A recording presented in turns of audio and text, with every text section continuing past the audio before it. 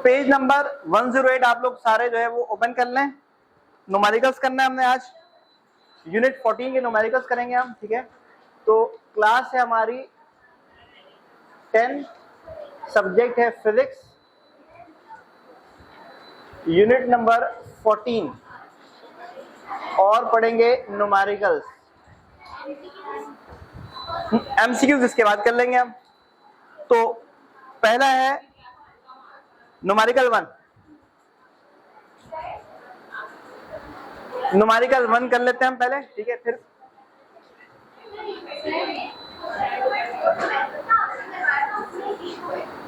बेटा अभी पहले कंटिन्यू करते हैं हम, उसके बाद फिर आपसे बात करते हैं, ठीक है। तो बीच में बेटा कोई भी जो है वो हम डिस्कशन नहीं करते हैं, हम कंटिन्यू न्यूमेरिकल्स सॉल्व करेंगे, ठीक है। आप लोगों को अगर इस टॉपिक से कोई सवाल होगा तो करिएगा, वरना अगर कोई और टॉपिक होगा फिर से लास्ट में बात कर लेंगे, ठीक है। तो सबसे पहले आप लोग स्टार्ट करते हैं न्यूमेरिकल नंबर 1। तो न्यूमेरिकल 1 कहा जा रहा है what is the electric force. आपको क्या कह रहे हैं, इलेक्ट्रिक फोर्स बताइए। तो इलेक्ट्रिक फोर्स के लिए एफ का सिंबल होगा जो आपको फाइंड करना है, ठीक है। आगे लिखा हुआ है electric force of repulsion between two electron at a distance of 1 metre. आपको कहा गया डिस्टेंस क्या है बच्चों, 1 मीटर है और 2 इलेक्ट्रॉन है। इसका मतलब हुआ पहला चार्ज भी इलेक्ट्रॉन है, इलेक्ट्रॉन का चार्ज है 1.6 एक्सपोनेंट माइनस 19 कूलम, ये कांस्टेंट वैल्यू आपको पता होती है। और दूसरा चार्ज भी आपका इलेक्ट्रॉन है 1.6 एक्सपोनेंट माइनस 19 कूलम। तो आपको इलेक्ट्रिक फोर्स फाइंड करना है। तो बच्चों आपको पता है कि क्या फॉर्मूला होता है फोर्स फाइंड करने का। दो चार्ज के दरमियान में फोर्स निकालने के लिए कूलम लॉ का इस्तेमाल किया जाता है, और कूलम लॉ का फॉर्मूला है F इज इक्वल टू के Q1 Q2 upon R square. तो बच्चों K है 9 एक्सपोनेंट 9, Q1 है 1.6 एक्सपोनेंट माइनस 19, Q2 भी सेम है 1.6 एक्सपोनेंट माइनस 19, और डिवाइड में है डिस्टेंस का स्क्वायर। तो डिस्टेंस है बच्चों 1। तो बच्चों फोर्स आपने फाइंड करना है, तो कैलकुलेटर में आप इसको सॉल्व करेंगे। बताइएगा मुझे कैलकुलेट करके क्या आ रहा है।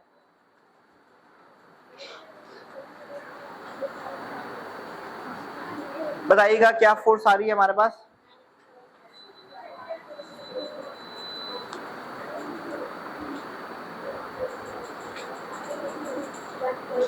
पहले मल्टीप्लाई करना है सबको। 2.30 एक्सपोनेंट माइनस 28, और फोर्स है तो यूनिट क्या होगी, न्यूटन होगी। तो ये बच्चों आपका हो गया न्यूमेरिकल नंबर 1, ठीक है। अब हम आगे बढ़ते हैं और न्यूमेरिकल नंबर 2 समझते हैं, ठीक है। तो बच्चों न्यूमेरिकल नंबर 2 जो है उसको हम स्टार्ट करते हैं। तो अगेन आपने बुक में देखना है सवाल, तो मैं सवाल पढ़ रहा हूं। 2 point charges Q1 is equal to 5 microcoulomb and Q2 equal to 3 microcoulomb are placed at a distance of 5 centimeter. What will be the coulomb force between them? आपको इस सवाल में दो चार्जेस गिवन है Q1 और Q2, और उन दोनों चार्जेस के दरमियान का डिस्टेंस गिवन है 5 सेंटीमीटर। कूलम फोर्स फाइंड करना है। तो अगेन सेम क्वेश्चन नंबर 1 में जो फॉर्मूला यूज हुआ वही क्वेश्चन नंबर 2 में यूज होगा। तो हम डाटा बनाते हैं पहले। तो आपको बच्चों Q1 गिवन है यहाँ पे 5 माइक्रो कूलम, माइक्रो का प्रीफिक्स होता है 10 की पावर माइनस 6।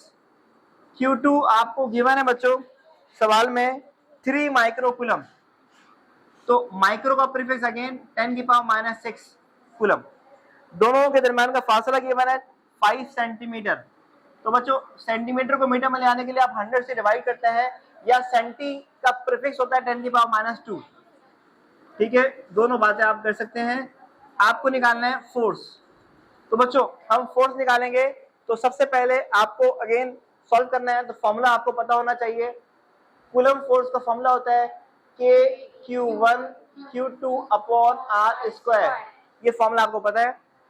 इसमें के कांस्टेंट है, कूलम कांस्टेंट कहते हैं, और कूलम कांस्टेंट की वैल्यू 9 एक्सपोनेंट 9 होती है। तो कैलकुलेटर इस्तेमाल करिए आप सब, 9 एक्सपोनेंट 9 को मल्टीप्लाई करवाइए Q1 से जो है 5 एक्सपोनेंट माइनस 6 है, और Q2 की वैल्यू 3 एक्सपोनेंट माइनस 6 है। इन तीनों को पहले मल्टीप्लाई करवाइएगा। उसके बाद R की जो वैल्यू है 5 एक्सपोनेंट माइनस 2, इसके स्क्वायर से डिवाइड करवाइएगा। तो बच्चों बताइएगा फोर्स क्या आ रहा है, 54 आ रहा है, ठीक है। तो ये आपके पास न्यूमेरिकल नंबर 2 का आंसर है कि इन दो चार्जेस के दरमियान में जो फोर्स है वो क्या है बच्चों, 54 न्यूटन फोर्स है। तो ये हमने क्वेश्चन नंबर 2 मुकम्मल कर लिया। अब हम करेंगे क्वेश्चन नंबर 3।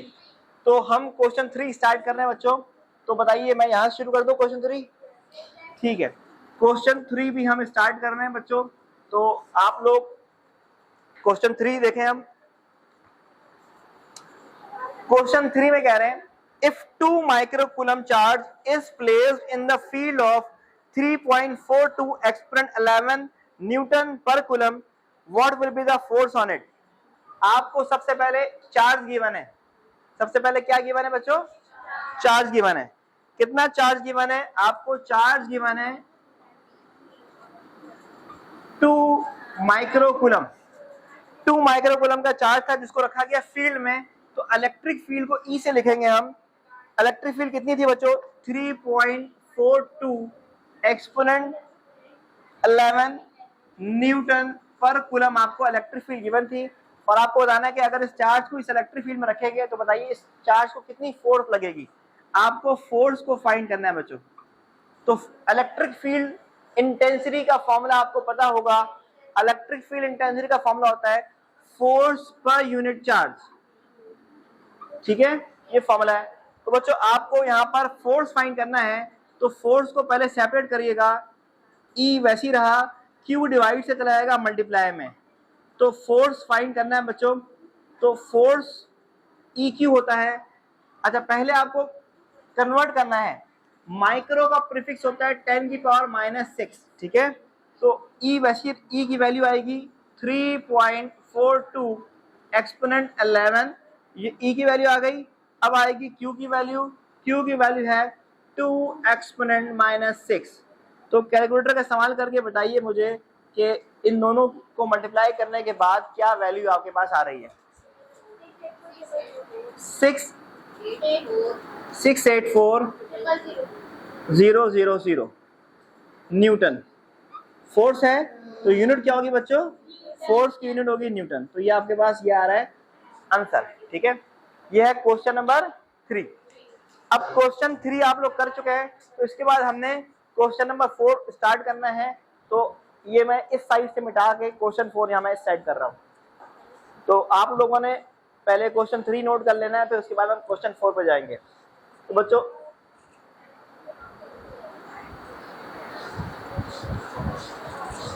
तो हम क्वेश्चन नंबर 4 को स्टार्ट कर रहे हैं। तो सारे न्यूमेरिकल्स जो अब तक हम कर रहे हैं ये आसान आसान न्यूमेरिकल्स से, आपको जस्ट फॉर्मूला पता होना चाहिए, ठीक है। तो क्वेश्चन 4 स्टार्ट करना है बच्चों। What is the charge on the capacitor if a 40 microfarad capacitor has a potential difference of 6 volt across it. What is the charge on the capacitor, आपको चार्ज फाइंड करना है। क्वेश्चन नंबर जो last question question 3 था, मैंने 2 लिख दिया था, ठीक है। ये क्वेश्चन 3 था और अब हम कर रहे हैं क्वेश्चन 4। तो बच्चों क्वेश्चन 4 में कहा गया what is the charge on the capacitor, आपको कैपेसिटर में जो चार्ज है वो क्या, वो फाइंड करना है। और लिखा हुआ है 40 माइक्रोफैराड कैपेसिटर। तो माइक्रोफैराड जो गिवन है ये एक्चुअली कैपेसिटेंस गिवन है। कैपेसिटर 40 माइक्रोफैराड का है, तो ये उसकी कैपेसिटेंस है। क्या है बच्चों, तो 40 माइक्रोफैराड। बच्चों 40 आ गया, माइक्रो का मतलब 10⁻⁻6 होता है, ठीक है। अब आपको कहा जा रहा है capacitor has a potential difference of 6 volt. कितना पोटेंशियल डिफरेंस है बच्चों, 6 वोल्ट का पोटेंशियल डिफरेंस है। तो बच्चों आप सॉल्व करेंगे तो एक सिंपल सा फॉर्मूला है, कैपेसिटर में कितना चार्ज स्टोर होता है, इसका क्या फॉर्मूला होता है, Q is equal to C multiply by V। तो Q is equal to C times V, ये फॉर्मूला है कैपेसिटर में जो चार्ज स्टोर हो रहा है इसका। तो बच्चों C की वैल्यू गिवन है 40 इंटू 10⁻⁻6 और V आपको गिवन है 6। तो आपने जस्ट इन दोनों वैल्यूज को मल्टीप्लाई करना है। तो बताइए 2.4 एक्सपोनेंट-4 और चार्ज है तो चार्ज यूनिट क्या होती है, कूलम होती है। चार्ज यूनिट क्या होती है बच्चों, कूलम होती है, ठीक है। तो ये हमने न्यूमेरिकल नंबर 4 मुकम्मल किया। अब हम न्यूमेरिकल नंबर 5 स्टार्ट कर रहे हैं। तो न्यूमेरिकल 5 देखिएगा, कहा जा रहा है the potential difference between 2 points is 100 volt. If an unknown charge is moved between the points, the amount of work done is 500 joule. Find the amount of charge. तो सवाल है बच्चों, आपको पहले तो कहा गया 2 पॉइंट के दरमियान का जो पोटेंशियल डिफरेंस है वो 100 वोल्ट है। 2 पॉइंट के दरमियान का जो पोटेंशियल डिफरेंस है वो क्या बच्चों? 100 वोल्ट। तो पोटेंशियल डिफरेंस को आप V से लिखते हैं, ठीक है। 2 पॉइंट के दरमियान का पोटेंशियल डिफरेंस 100 वोल्ट है, तो ये V है। आगे लिखा हुआ है एक अननोन चार्ज को आप मूव करवा रहे हैं 2 पॉइंट के दरमियान में, और अमाउंट ऑफ वर्क डन कितना हुआ? 500 जूल। कितना वर्क डन हुआ बच्चों? तो वर्क को आप लिखते हैं W से 500 जूल। बताना है अमाउंट ऑफ चार्ज क्या है जिसको आपने मूव करवाया है, तो वो Q से लिखा जाता है, ठीक है। जो चार्ज आपने मूव करवाया है, जैसे मैं कहता हूं कि 2 पॉइंट है, एक पॉइंट A कह लीजिए और एक को कह लीजिए B। A और B के दरमियान का वोल्टेज आपको गिवन है, इन 2 पॉइंट के दरमियान का जो पोटेंशियल डिफरेंस है उसको V से लिखा जाएगा, ठीक है। ये 100 जूल है, और जब आप इस चार्ज को यहां से यहां ले जाते हैं तो आप कितना वर्क करते हैं? 500 जूल। बताना है जो चार्ज मूव हुआ है उसकी मिकदार क्या है, ठीक है। तो हम सॉल्व करते हैं बच्चों। हमें पता होना चाहिए सबसे पहले कि पोटेंशियल डिफरेंस का फॉर्मूला क्या है। तो बच्चों पोटेंशियल डिफरेंस का फॉर्मूला होता है work done on a test charge against the direction of electric field intensity. इसको हम कहते हैं पोटेंशियल डिफरेंस या इलेक्ट्रिक पोटेंशियल या इलेक्ट्रोस्टैटिक पोटेंशियल, ठीक है। तो ये फॉर्मूले आपको याद होने चाहिए, ठीक है।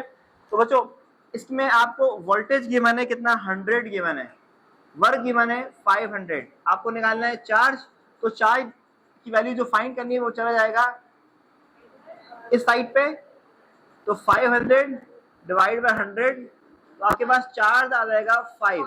और चार्ज की यूनिट क्या होती है? कूलम होती है। चार्ज की यूनिट क्या होती है बच्चों?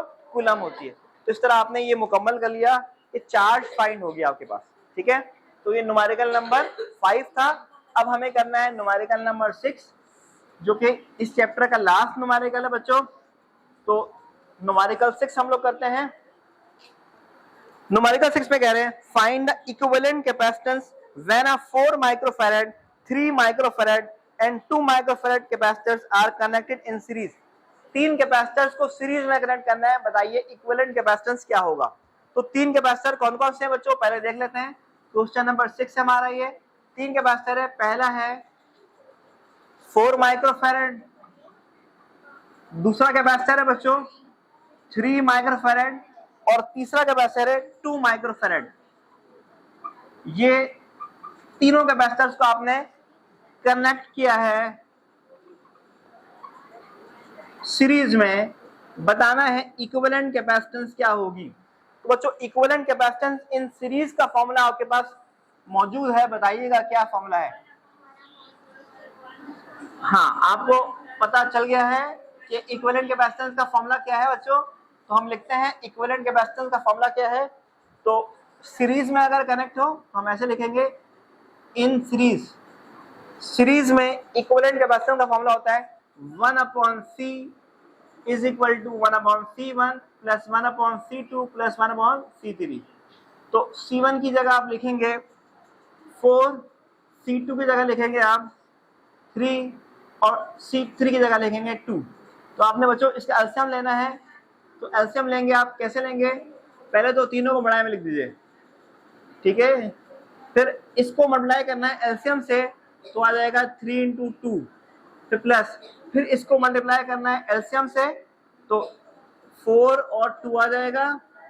फिर आपने मल्टीप्लाई करना है, और जरूरत नहीं है, हमारा आंसर भी माइक्रो में आ जाएगा, ठीक है। अब आप इस फैक्टर को मल्टीप्लाई करेंगे एलसीएम से, तो आएगा 4 × 3। तो आपने इसको सॉल्व करना है बच्चों। 6, 8, 12 और ये 24। तो बच्चों 6 + 8 इज 14, 14 + 12 इज 28। ऐसा ही है, 6 + 8 इज 14, 26 आ जाएगा। 26/24। आपको C फाइंड करना है बच्चों, तो रेसिप्रोकल करेंगे। क्या करेंगे? तो रेसिप्रोकल करेंगे तो 24/26 बन जाएगा। तो कैलकुलेटर में जब आपने 24/26 किया तो बताइए क्या आ रहा है? 0.92। और क्योंकि आपने यूनिट्स इन तीनों की माइक्रोफेरेड में रखी थी, तो यहाँ भी यूनिट क्या आएगी, माइक्रोफेरेड। अगर हम कन्वर्ट करते तो यहाँ पर भी वही कन्वर्ट वाली यूनिट आती, तो कोई मसला नहीं है, ठीक है। 0.92 माइक्रोफेरेड, आपकी बुक में भी यही आंसर है। तो इस तरह बच्चों आपने क्या किया, 6 न्यूमेरिकल्स को आपने सॉल्व कर लिया जो चैप्टर के थे, चैप्टर नंबर 14 के, ठीक है। तो बच्चों हम लोग यूनिट नंबर 14 के एमसीक्यू सॉल्व करेंगे अब, ठीक है। तो यूनिट नंबर 14 के एमसीक्यू स्टार्ट कर रहे हैं। तो सबसे पहले यहाँ लिख देते हैं कि भाई हम यूनिट नंबर 14 के एमसीक्यू सॉल्व कर रहे हैं, जो पेज नंबर है 107, ठीक है। तो इसको हम लोग सॉल्व कर रहे हैं बच्चों। सबसे पहले पहला एमसीक्यू है हमारे पास, branch of physics which deals with the charges at rest is called. आपको पता है वो ब्रांच ऑफ फिजिक्स जो कि चार्जेस एट रेस्ट को डिस्कस कर रहा है उसका नाम है इलेक्ट्रोस्टैटिक्स। तो पहले एमसीक्यू का आंसर क्या हो गया, इलेक्ट्रोस्टैटिक्स। सेकेंड एमसीक्यू है बच्चों, the magnitude of force between 2 unit positive charges when the distance between them is 1 metre would be. क्या कह रहे हैं, यूनिट पॉजिटिव चार्ज, इसको समझो जरा, मैं यहाँ पे सॉल्व कर रहा हूँ, ठीक है। देखो जब आपको कहा था ना यूनिट पॉजिटिव, यूनिट का मतलब एक, 2 यूनिट पॉजिटिव चार्जेस हैं, मतलब दोनों चार्जेस की मिकदार 1 कूलम है। दोनों देखो कहा, सवाल जरा देखिएगा, the magnitude of force between 2 unit positive charge, unit मतलब 1, ठीक है, और लिखा हुआ है आगे when the distance between them is 1 metre. तो बताओ फोर्स क्या है बच्चों, फोर्स का फॉर्मूला है Q1 Q2 upon R square. तो आप K की जगह Q1 की जगह 1, Q2 की जगह भी 1 और R की जगह भी 1 लिखेंगे, तो फोर्स बराबर हो जाएगा K के, मतलब कूलम्स कांस्टेंट के बराबर हो जाएगा। तो सेकंड का आंसर क्या है, कूलम्स कांस्टेंट, ठीक है। नेक्स्ट है Coulomb's law most closely resemble with, ये जो फॉर्मूला है ना बच्चों, इस फॉर्मूले को देखो और इसके बाद इस फॉर्मूले को देखो, ये आप लोगों ने 9th क्लास में फॉर्मूला पढ़ा था, Newton law of universal gravitation. तो आप देखो दोनों फॉर्मूले में जो रिलेशन बन रहा है ये बन रहा है, इन दोनों को हम इनवर्स स्क्वायर लॉ भी कहते हैं। क्या कहते हैं, इन दोनों फॉर्मूले को हम क्या कहते हैं, इनवर्स स्क्वायर लॉ भी कहते हैं। तो दोनों मिल रहे हैं ना आपस में, इसीलिए हम क्या बोलेंगे, इसको हम कहेंगे दोनों आपस में मिल रहे हैं। तो ये अगर कहा जाए कि कूलम लॉ किस लॉ से मिलता जुलता है, तो आप बोलेंगे Newton law of universal gravitation. तो यहाँ पर ऑप्शन मौजूद है Newton law of gravitation. Third का आंसर है लॉ ऑफ ग्रेविटेशन। क्या है बच्चों, लॉ ऑफ ग्रेविटेशन। इसके बाद नेक्स्ट है बच्चों, if the electrostatic force between 2 electrons is F Newton, then the electrostatic force between 2 proton at the same distance is। बच्चों आपको पहले तो ये समझना होगा, 2 इलेक्ट्रॉन के दरम्यान में जितनी फोर्स होती है उतना ही 2 प्रोटॉन के दरम्यान में भी फोर्स होगी। क्यों, क्योंकि इलेक्ट्रॉन और प्रोटॉन में चार्ज क्या होता है, सेम। इलेक्ट्रॉन प्रोटॉन दोनों में चार्ज क्या होता है, सेम। तो कहा जा रहा है 2 इलेक्ट्रॉन के दरम्यान में अगर फोर्स F है, तो बताओ 2 प्रोटॉन के दरम्यान में कितनी फोर्स होगी, तो बोलोगे F होगी। क्यों होगी, क्योंकि दोनों पे मैग्नीट्यूड ऑफ चार्ज क्या होता है, सेम होता है। तो यहां पर भी आंसर क्या आएगा, F, ठीक है। तो 4 का आंसर भी F है। नेक्स्ट है the direction of electric force and electric field intensity is, क्या होता है, सेम होता है।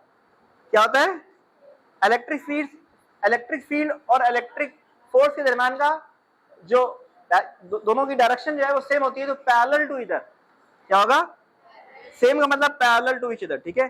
तो 5 का आंसर है parallel to each other. Next है बच्चों, the work done on a unit charge against the electric field intensity is called electric potential. ये बताया था डेफिनेशन अभी आपको, ये इलेक्ट्रिक पोटेंशियल की इन्होंने डेफिनेशन लिख दी है। तो work done on a unit charge against electric field intensity is called electric potential.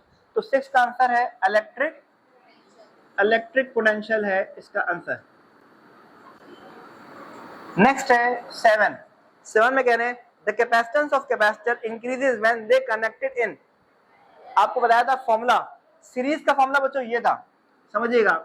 Series का ये फॉर्मूला है C 1/C is equal to 1/C1 plus 1 upon C2 plus 1 upon C3। ये है फॉर्मूला इसका सीरीज का, और ये पैरेलल का फॉर्मूला डायरेक्ट सम। तो बच्चों आपको ये बात समझ में आ रही होगी कि पैरेलल में ऐड हो जा रहा है इसलिए कैपेसिटेंस बढ़ जा रही है और यहाँ पर कम हो जा रही है, ठीक है। तो आप यहाँ लिखोगे पैरेलल, क्या लिखोगे? Connected in parallel, the capacitance of capacitor increases when they connected in parallel, ठीक है। इसके बाद नेक्स्ट है two capacitance of 8 microfarad are connected in series then the equivalent capacitance is. तो बच्चों सीरीज का फॉर्मूला लिखा हुआ है, ठीक है। मैं दोबारा लिख रहा हूं, आपको पता है बच्चों सीरीज में यहाँ पर दो कैपेसिटर हैं 8 माइक्रोफैराड के, तो यहाँ भी 8 आ गया और यहाँ भी 8 आ गया। तो अगर ऐड करेंगे तो क्या आएगा? 2। भाई ऐड करेंगे तो 2 1/8 बन जाएगा, आसान तरीका। 1/8 प्लस 1/8 2 1/8, तो यहाँ पर आ जाएगा 2 1 2 2 4 8, तो रेसिप्रोकल में आ रहा है ना, तो इसको ऐसे लिख सकते हैं C is equal to 4 microfarad. लेकिन बच्चों मसला ये है कि ये आंसर मौजूद नहीं है, लेकिन हमें पता है ये आंसर राइट है, तो आप इसको ऑप्शन मेंशन कर लीजिए कि ये आंसर इसका क्या आ रहा है मेंशन, ठीक है, सी है। अच्छा दो बुक है, दो हमारे पास जो है ना 2 बार ये बुक पब्लिश हुई है ना, तो सितंबर 2024 वाले में जो है ना ये एडिट हो चुका है, उससे पहले वाले में एडिट नहीं हुआ है। तो ये अगर नहीं है तो लिख लीजिएगा 4 माइक्रोफैराड सी। नेक्स्ट है 9, the presence of a dielectric between plates of capacitor, the capacitance of capacitor. ये आपको पढ़ाया गया है, factors on which capacitance depend. तो बताया था डाइलेक्ट्रिक इंट्रोड्यूस करवाने से कैपेसिटेंस बढ़ जाती है, तो यहाँ पे क्या होगा? इंक्रीजेस। 9 का आंसर है बच्चों इंक्रीजेस, क्या है? नेक्स्ट है if the area of the parallel plate capacitor is doubled. बताया था डायरेक्टली प्रोपोर्शनल होता है, कैपेसिटेंस और area of plate directly proportional होता है। तो बच्चों आपको ये बात समझ में आ गई होगी कि एरिया डबल करने पर कैपेसिटेंस भी क्या हो जाएगी? डबल हो जाएगी। तो 10 का जो आंसर है वो क्या होगा? डबल होगा। तो बच्चों ये सारे एमसीक्यूज जो बुक में मेंशन थे ये मैंने आपको सॉल्व करवा दिया है, ठीक है। तो ये एमसीक्यूज और न्यूमेरिकल्स हमने मुकम्मल किया है।